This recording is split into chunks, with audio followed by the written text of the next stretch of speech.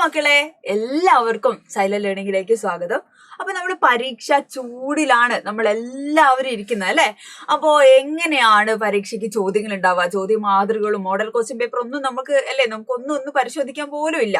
അപ്പൊ എന്തൊക്കെ ചോദ്യങ്ങളായിരിക്കും നമുക്ക് വരിക, എന്തൊക്കെയുള്ള എന്താ പറയാ ടെൻഷൻസ് നമുക്ക് ഉണ്ടാവും. അപ്പൊ യാതൊരു ടെൻഷൻ്റെ ആവശ്യമില്ല. എല്ലാ ഇമ്പോർട്ടന്റ് ആയിട്ടുള്ള കാര്യങ്ങൾ എന്ത് ചെയ്യണം, നമ്മൾ പഠിച്ചു വെക്കുക. പിന്നെ എന്ത് ചോദിച്ചു കഴിഞ്ഞാൽ നമുക്ക് എഴുതാലോ, പിന്നെ ടെൻഷൻ്റെ ഒന്നും കാര്യമില്ലല്ലോ. അപ്പൊ മലയാളത്തെ സംബന്ധിച്ച് പ്രവേശകം മുതൽ നമ്മളുടെ പാഠഭാഗങ്ങളൊക്കെ തന്നെ എന്ത് ചെയ്യണം, നമ്മൾ കൃത്യമായിട്ട് അല്ലെ എന്തൊക്കെ ഇമ്പോർട്ടന്റ് ആയിട്ടുള്ള ഭാഗങ്ങളുണ്ടോ അതൊക്കെ നമ്മൾ പരീക്ഷയ്ക്ക് വേണ്ടി ഒന്ന് നോക്കി വെക്കുക.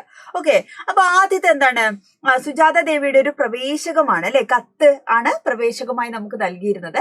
ഒന്നാമത്തെ പാഠഭാഗം SK പൊറ്റക്കാടിന്റെ ശാന്തി നികേതനത്തിലേക്കുള്ളൊരു യാത്രാ വിവരണമാണ് അല്ലെ, യാത്രയുടെ വിവരണമാണ്. അപ്പൊ ഇത് രണ്ടും രണ്ട് രീതിയിലാണ് അല്ലെ, കത്താണെങ്കിലും സഞ്ചാര സാഹിത്യമാണെങ്കിലും രണ്ട് രീതിയിലുള്ള സാഹിത്യ രൂപങ്ങളാണ്. അപ്പൊ അവയെ തമ്മിൽ താരതമ്യം ചെയ്ത് ആവിഷ്കാരത്തിന്റെ പ്രത്യേകതകൾ എന്ത് ചെയ്യാനാണ് പറഞ്ഞത്, ചർച്ച ചെയ്യാൻ വേണ്ടിയിട്ടാണ് പറഞ്ഞിരിക്കുന്നത്.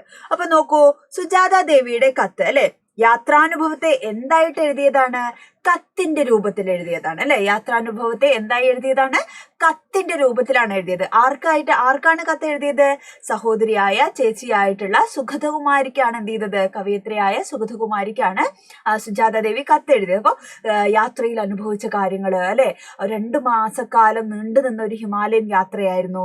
അപ്പൊ ആ യാത്രയിൽ അനുഭവിച്ച കാര്യങ്ങളൊക്കെ 2 വർഷത്തോളം അല്ലെ ജീവിച്ചു കഴിഞ്ഞാലും നമുക്ക് എന്ത് ചെയ്യില്ല, കിട്ടാത്ത അനുഭവങ്ങളാണ്. ഒരുപാട് എന്താണ് പ്രാക്ടിക്കൽ ആയിട്ടുള്ള അറിവുകൾ നേടാൻ പറ്റി. അങ്ങനെ പ്രകൃതിയോട് അടുത്തിടപഴകാനും ഒരുപാട് കാര്യങ്ങൾ യാത്രയിൽ നിന്ന് പഠിക്കാനും അറിവ് നേടാനും ഒക്കെ സാധിച്ചു. അങ്ങനെ ഈ യാത്രയെക്കുറിച്ചുള്ള മനോഹരമായിട്ടുള്ള വിവരണങ്ങളൊക്കെ ഏതിന്റെ രൂപത്തിലാണ്, കത്തിന്റെ രൂപത്തിലാണ് അല്ലെ. ഒരാളോട് പറയുന്നത് പോലെ, ഏറ്റവും പ്രിയപ്പെട്ട ഒരാളോട് പറയുന്ന ഭാഷയിലാണ് എന്ത് ചെയ്തിരിക്കുന്നത്, സുജാത ദേവി ആ കത്ത് എഴുതിയിരിക്കുന്നത്.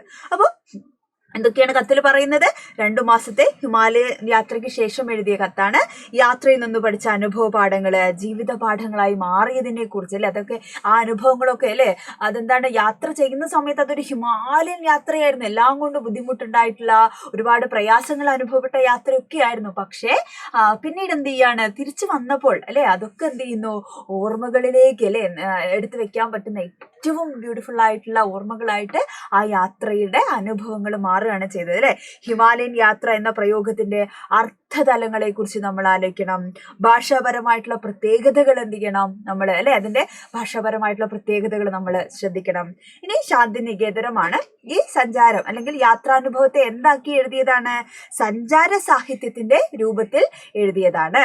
ശാന്തി നികേതനത്തെ പരിചയപ്പെടാനും അറിവും അനുഭവവും ഒക്കെ തേടിയിട്ടുള്ള യാത്രയായിരുന്നു ഏതെന്ന് പറയുന്നത്, ശാന്തി നികേതനത്തിലേക്കുള്ള SK പൊറ്റക്കാടിന്റെ യാത്ര എന്ന് പറയുന്നത് അല്ലെ. ഈ യാത്രയിൽ കേരളവുമായിട്ട് എന്ത് ചെയ്യുന്നുണ്ട്, ശാന്തി നികേതനത്തിലേക്കുള്ള യാത്രയിൽ അദ്ദേഹം കണ്ടിട്ടുള്ള പ്രകൃതി എന്ത് ചെയ്യുന്നു, കേരളവുമായിട്ട് എന്ത് ചെയ്യുന്നുണ്ട്, താരതമ്യപ്പെടുത്തുന്നുണ്ട്. അവിടെയുള്ള പ്രകൃതി എന്തൊക്കെ കാഴ്ചകളാണ് കാണുന്നത്, ഇങ്ങനെയുള്ള കാര്യങ്ങളൊക്കെ എന്ത് ചെയ്യുന്നു, ബംഗാളില് അല്ലെ അവിടെയുള്ള വയല്, കുടിലുകള്, തെങ്ങ്, അതേപോലെ പനകൾ, ഇങ്ങനെ കേരളത്തിന്റെ പ്രകൃതിയുമായിട്ട് എന്താണ് അത്രയധികം ബന്ധം തോന്നുന്ന തരത്തിലാണ് ബംഗാളിലെ അല്ലെങ്കിൽ ശാന്തി നികേതനത്തിലേക്കുള്ള വഴികളിലൂടെ എന്ത് ചെയ്യുന്നത്, അദ്ദേഹത്തിന് കേരളത്തെ തന്നെ അനുഭവപ്പെടുന്നു എന്നുള്ളതാണ് അല്ലെ. പിന്നെ വാങ്മയ ചിത്രങ്ങൾ അല്ലെ, വാക്കുകൾ കൊണ്ട് എന്ത് ചെയ്യാണ്, പ്രകൃതിയിലെ ഓരോ ചിത്രങ്ങളും എന്ത് ചെയ്യുന്നു, വാക്കുകൾ കൊണ്ട് ഇങ്ങനെ വരച്ചു വെച്ചതുപോലെ നിർമ്മിച്ചത് നമുക്ക് കാണാൻ പറ്റില്ലേ. അതുപോലെ വർണ്ണനകളുണ്ട്, പ്രയോഗങ്ങളുണ്ട്, ഇങ്ങനെ ഭയങ്കര രസമുള്ള രീതിയിലാണ് എന്ത് ചെയ്തത്, നമ്മുടെ ഈ ശാന്തി നികേതനത്തിലേക്കുള്ള ഈ യാത്രയിലെ വർണ്ണനകൾ ഒരുപാട് തരത്തില് എന്ത് ചെയ്യുന്നു, നമ്മൾ കാണുന്നത് പോലെ വരച്ച് അല്ലെ, വാങ്മയ ചിത്രങ്ങളിലൂടെ, വർണ്ണനകളിലൂടെ, പലതരത്തിലുള്ള പ്രയോഗങ്ങളിലൂടെ ഒക്കെയാണ് എന്ത് ചെയ്തിരിക്കുന്നത്, ശാന്തി നികേതനം അല്ലെ എന്ന് പറയുന്ന യാത്രാനുഭവം SK പൊറ്റക്കാട് എഴുതിയിരിക്കുന്നത്. ടാഗോറിന്റെ കാഴ്ചപ്പാടുകളെ അല്ലെ ദീർഘമായ വാക്യങ്ങളിൽ എന്ത് ചെയ്തിരിക്കുന്നു, അദ്ദേഹം അവതരിപ്പിച്ചിരിക്കുന്നത് നമുക്ക് കാണാം. അപ്പൊ ഇതൊരു പ്രധാനപ്പെട്ട ചോദ്യമാണ്. കത്തിന്റെയും നമുക്ക് പലതരത്തിലുള്ള സാഹിത്യ രൂപങ്ങളുണ്ട്. അപ്പൊ യാത്രാ വിവരണത്തെ കത്തിന്റെ രൂപത്തിലോ യാത്രാനുഭവത്തിന്റെ രൂപത്തിലും തന്നിരിക്കുന്നതാണ് അല്ലെ നമ്മളുടെ പാഠഭാഗങ്ങള്. അപ്പൊ ചിലപ്പോൾ അതൊരു താരതമ്യമായിട്ട് എന്ത് ചെയ്യാം, മക്കളോട് ചോദിക്കാം. അപ്പൊ ഈ പോയിന്റുകളൊക്കെ എന്ത് ചെയ്യണം, ഉൾക്കൊള്ളിച്ചിട്ടാണ് നിങ്ങൾ അത് എഴുതേണ്ടത്. ക്ലിയർ ആയോ? ഓക്കെ അല്ലേ? അപ്പോൾ മാക്സിമം മക്കളുടെ ഫ്രണ്ട്സിനൊക്കെ ഷെയർ ചെയ്ത് കൊടുക്കണം. അടിപൊളിയായിട്ട് പഠിക്കണം അല്ലെ. മലയാള സെക്കൻഡും അല്ലെ മറ്റുള്ള പരീക്ഷകളെ പോലെ തന്നെ നമുക്ക് ഫുൾ മാർക്ക് വാങ്ങാൻ പറ്റുന്ന തരത്തിലേക്ക് സൂപ്പറായി അടിപൊളിയായിട്ട് എന്ത് ചെയ്യണം, മക്കൾ പഠിക്കണം കേട്ടോ. അപ്പൊ എല്ലാവരും ഉഷാറായിട്ടിരിക്കുക. All the best.